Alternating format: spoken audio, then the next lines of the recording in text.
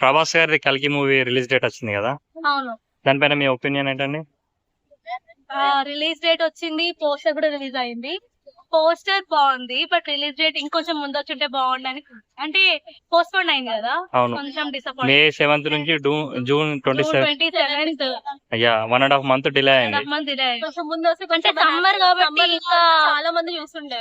చూస్తుండే అవును, అప్పుడు రెయినీ సీజన్. కలెక్షన్ బట్టి మాకు కూడా కొంచెం డిసప్పాయింట్ అవుతాం. ఓకే, రెయినీ సీజన్ కదా, సో ఆ టైంలో మీరు వెళ్ళి చూడగలరా? వర్షాకాలం పక్క ఫ్యాన్స్ కదా. ఆ, నియర్ బై థియేటర్స్ కూడా ఉన్నాయి, ప్రీ బుకింగ్స్.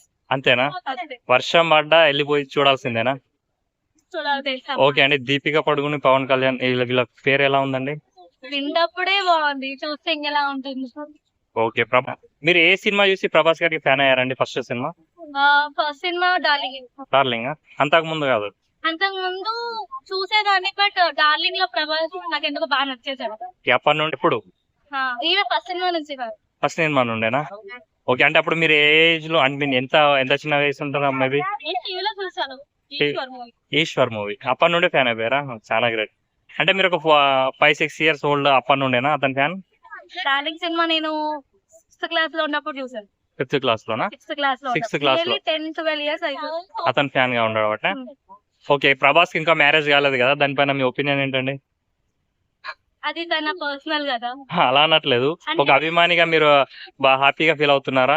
అరే అది అయితే బాగుండని చెప్పి ఫీల్ సింగిల్ లైఫ్ ఎంజాయ్ చేస్తున్నారు.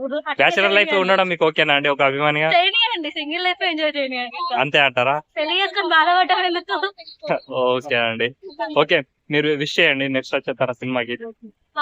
సలార్ టీమ్ కి అండ్ ప్రభాస్ కి, దీపికా పదుకోనికి, వైజయంతి మూవీస్. వైజయంతి మూవీస్ కి విష్ ఆల్ ద బెస్ట్.